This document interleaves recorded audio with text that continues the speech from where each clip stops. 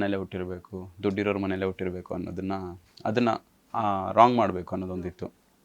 So ಮಾಡಲೇಬೇಕು, ಏನಾದರೂ ಒಂದು ಸಾಧನೆ ಮಾಡಲೇಬೇಕು ಅನ್ನೋ ಒಂದು ಛಲ, ಹಠ ಅನ್ನೋದಿತ್ತು. ಅಂದರೆ ಖಂಡಿತವಾಗ್ಲೂ ಸಾಧಿಸ್ಬೋದು ಅನ್ನೋದು ಪ್ರೂವ್ ಮಾಡಬೇಕಾಗಿತ್ತು ನನಗೆ. ಸೊ ಹಾಗಾಗಿ ನನಗೆ ನನ್ನ ಚಿಕ್ಕಂದಿನಲ್ಲಿ ನನ್ನ ಲೈಫ್ ಸ್ಟೈಲ್ ಹೇಗಿತ್ತು ಮನೆಯಲ್ಲಿ. ಸೊ ನನ್ನ ಅಪ್ಪ ಕೂಡ ಒಬ್ಬರು ರೆಸ್ಲರ್ ಇದ್ದರು. ಹಾಗೆ ಅದೇ ಸಣ್ಣ ಕುಟುಂಬದಲ್ಲಿ ಇದ್ದವರಿಗೆ ದೊಡ್ಡದಾಗಿ ಕನಸು ಕಂಡ್ರೆ ಅದನ್ನು ನನಸು ಮಾಡಿಕೊಳ್ಳೇಬೇಕು ಅನ್ನೋ ಒಂದು ಛಲನೇ ನನಗೆ ಸಾಧನೆ ಮಾಡಬೇಕು ಅನ್ನೋ ಒಂದು. ನಾನು ಕೇಳ್ಪಟ್ಟೆ 4ನೇ ತಲೆಮಾರು ನಿಮ್ದು ಇದೇ ರೆಸ್ಲಿಂಗ್ ಅಂತ. ಅದೇ ನಮ್ಮ ಅಪ್ಪ ಕೂಡ ರೆಸ್ಲರ್, ನಮ್ಮ ಅಜ್ಜ ಕೂಡ ರೆಸ್ಲರ್. ಅಜ್ಜ, ಓಕೆ. ಸ್ಟಾರ್ಟ್ ಮಾಡಿದ್ದು ನಿಮ್ಮ ಫ್ಯಾಮಿಲಿಲಿ ಅಜ್ಜನಾ? ಅವರು ಮಾಡ್ತಾಯಿದ್ರು, ನಮ್ಮ ಅಪ್ಪನೂ ಮಾಡಿದ್ದಾರೆ. ಆಮೇಲೆ ನಾನು ಚಿಕ್ಕ ವಯಸ್ಸಿನಲ್ಲಿ ಸ್ಟಾರ್ಟ್ ಮಾಡಿದ್ದು ರೆಸ್ಲಿಂಗಿಂದಾನೆ. ಓಕೆ.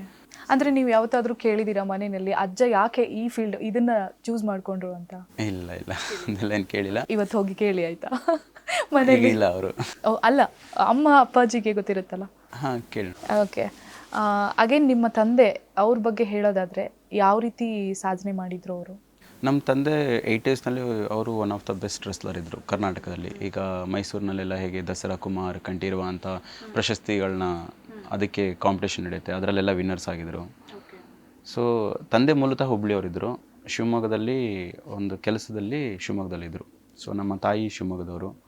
ಸೊ ಅವರು ಶಿವಮೊಗ್ಗನೇ ಸೆಟಲ್ ಆಗಿದ್ದು, ನಾವು ಶಿವಮೊಗ್ಗದಲ್ಲೇ ಹುಟ್ಟಿದ್ದು. ಆಮೇಲೆ ಕ್ರಮೇಣ ಬೆಂಗಳೂರು. ನಿಮ್ಮ ಎಜುಕೇಷನ್ ಏನು ಸರ್? ನಾನು BA ಮಾಡಿದ್ದೀನಿ, ಡಿಪ್ಲೊಮಾ ಏನು ಸ್ಪೆಷಲೈಸೇಷನ್ ಕೋಚಿಂಗ್ ಮಾಡಿದ್ದೀನಿ, ಮಾಸ್ಟರ್ಸ್ ಅದು. So national institute of sports ಪಟಿಯಾಲಲ್ಲಿ ಮಾಡಿದ್ದು. ಅಂದರೆ ನಿಮಗೆ ಬೇರೆ ಡಾಕ್ಟರ್ ಆಗಲಿ ಇಂಜಿನಿಯರ್ ಆಗಲಿ ಆ ಥರದ್ದು ಏನೂ ಆಸೆ ಇರಲಿಲ್ಲ? ಸ್ಪೋರ್ಟ್ಸರ್ ಆಗಬೇಕು, ಈ ರೀತಿ ಅಚೀವ್ ಮಾಡಬೇಕಂತಲೇ ಇಷ್ಟ ಇದ್ದಿದ್ದು? ಇಲ್ಲ, ನನಗೆ ಆ್ಯಕ್ಚುಲಿ ಇಂಜಿನಿಯರ್ ಆಗಬೇಕು ಅಂತ ಇದ್ದೀನಿ. ಓ, ಓಕೆ. ಸೊ ಇಂಜಿನಿಯರ್ ಅಂದರೆ ಚಿಕ್ಕ ವಯಸ್ಸಲ್ಲಿ ನಾವೆಲ್ಲ ಚಿಕ್ಕ ಹುಡುಗರಿದ್ದಾಗ ನಮ್ಮ ಮನೆ ಹತ್ರ RSS ರಾಷ್ಟ್ರೀಯ ಸ್ವಯಂ ಸೇವಕ ಸಂಘ, ಸೊ ಅದರದ್ದು ಶಾಖೆ ನಡೀತಾ ಇರ್ತಾಯಿತ್ತು. ಅದನ್ನು ಶಾಖೆ ನಡೆಸಲಿಕ್ಕೆ ಒಬ್ಬರು ಮಾಸ್ಟರ್ ಬರ್ತಾಯಿದ್ರು. ಅವರು ಇಂಜಿನಿಯರ್ ಇದ್ದರು. ಸೊ ಅವರು ರಿಟೈರ್ಡ್ ಆದರು. ಆಲ್ಮೋಸ್ಟ್ ಒಂದು 65-70 ಇಯರ್ಸ್ ಏಜ್ ಇದ್ರೂ ಬೆಳಗ್ಗೆ 6 ಗಂಟೆಗೇ ಅವ್ರು ಸೈಕಲ್ ತೊಗೊಂಡು ಬರೋರು. ನಮ್ಮ ಎಂಟ್ರೆನ್ಸಲ್ಲೇ ನಮ್ಮ ಮನೆ ಇದ್ದಿದ್ದು.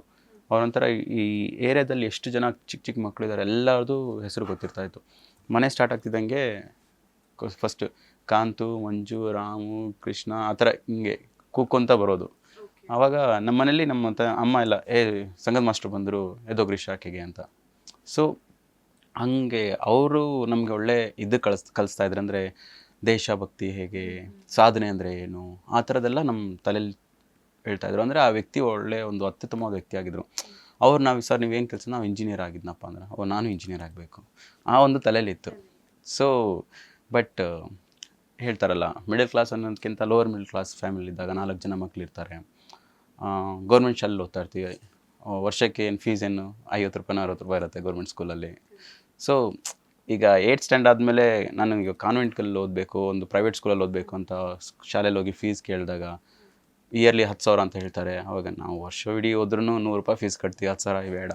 ಇನ್ನು ಪ್ರೈವೇಟ್ ಸ್ಕೂಲಲ್ಲಿ ಓದಲಿಕ್ಕೇ ಇಷ್ಟ ಅಂತ ಹೇಳ್ತಾರೆ. ಇನ್ನು ಇಂಜಿನಿಯರಿಂಗ್ ಎಲ್ಲ ಮಾಡಲಿಕ್ಕೆ ಲಕ್ಷ ಎಲ್ಲ ಖರ್ಚಾಗ್ಬೋದು ಅಂದ್ಬಿಟ್ಟು ಇಲ್ಲ, ನಾನು ಇಂಜಿನಿಯರ್ ಆಗಲ್ಲ, ಸಾಧನೆ ಮಾಡಬೇಕು ಅಂದರೆ ಏನಾದರೂ ಸ್ಪೋರ್ಟ್ಸಲ್ಲೇ ಸಾಧನೆ ಮಾಡೋಣ.